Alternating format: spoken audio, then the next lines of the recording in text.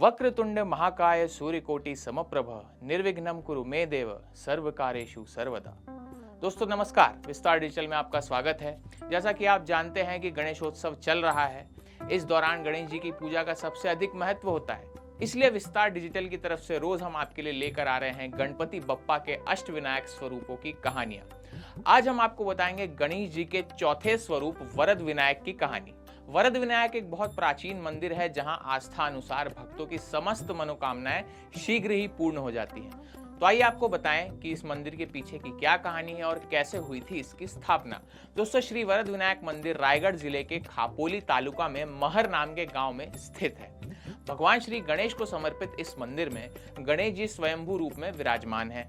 ऐसी आस्था है कि वरद विनायक भगवान अपने दरबार में आए सभी भक्तों की समस्त कामनाओं को अति शीघ्र पूरा कर देते हैं। वरद विनायक गणपति अष्टविनायक में चौथे नंबर के विनायक कहे जाते हैं और भारत में 8 प्रमुख गणपतियों में से एक हैं, जैसा मैंने पहले बताया। और इनके दर्शन और पूजन से सभी संकटों का तुरंत नाश हो जाता है और मनवांचित फल की प्राप्ति भी होती है। उन्हीं अष्टविनायक गणपति में से एक हैं वरद विनायक गणपति। दोस्तों, वरद विनायक गणपति मंदिर से जुड़ी एक बहुत अच्छी कथा है, जिसके अनुसार 1690 ईस्वी में एक ढूंढू पंडकर नाम के व्यक्ति को तालाब में गणपति जी की एक मूर्ति मिली थी जो अति दिव्य थी और स्वयं प्रकट हुई थी।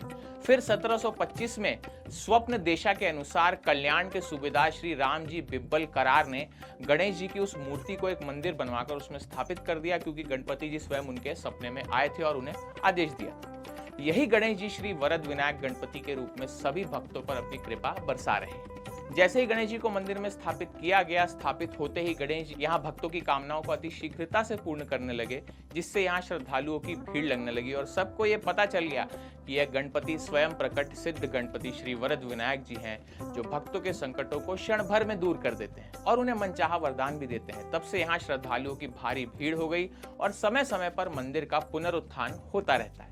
श्री वरद विनायक जी गणपति के मंदिर में हमें गणपति जी की मूर्ति के साथ ही रिद्धि और सिद्धि के भी दर्शन होते हैं, जो उनकी पत्नियां कही जाती हैं। यहाँ गर्भगृह में प्रवेश करके स्वयं वरद भगवान को माला पहना सकते हैं आप अगर जाते हैं, और अपने हाथों से भी पूजा कर सकते हैं। करुणा स्वरूप वरद भगवान भक्तों की पूजा को सुगमता से स्वीकार भी करते हैं। मंदिर परिसर में मूषक राज की मूर्ति और नवग्रह का मंदिर, साथ ही शिवलिंग भी विराजित है, जिनकी पूजा भक्तजन बड़े श्रद्धा पूर्वक करते हैं। मंदिर परिसर बहुत विशाल है तथा मंदिर का शिल्प कला भी बहुत सुंदर है। यहाँ भारी संख्या में भक्तजन एक साथ कीर्तन भजन आनंद से कर सकते हैं और मंदिर के चारों ओर 4 गज मूर्तियां स्थापित की गई हैं, जो मंदिर की शोभा और अधिक बढ़ा देती हैं। तथा उत्तर दिशा की ओर एक गौमुख है, जिसमें से हमेशा शीतल जल धारा बहती रहती है। साथ ही मंदिर परिसर के साथ ही वो तालाब है जहां से गणपति जी प्रकट हुए थे, श्री वरद विनायक जी की मूर्ति जहां से मिली थी।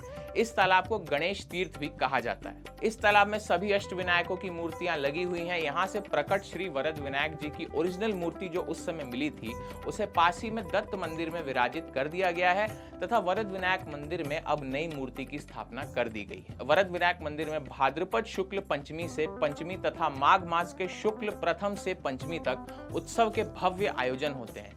ये तिथियां यहाँ पे मुख्य हैं। इसमें गणेशोत्सव की यहाँ पे जबरदस्त धूम होती है। भक्तजन इन दिनों यहाँ दूर दूर से आके गणपति श्री वरद विनायक की पूजा करते हैं और अपने सभी कष्टों को हरने की कामना गणपति जी से करते हैं। तो दोस्तों, ये थी गणपति जी के चौथे स्वरूप श्री वरद विनायक जी की कहानी। उम्मीद है आपको पसंद आई होगी। कल हम आपको सुनाएंगे गणपति के 5वें अष्टविनायक रूप की कहानी। तब तक के लिए मुझे दीजिए इजाजत। नमस्कार।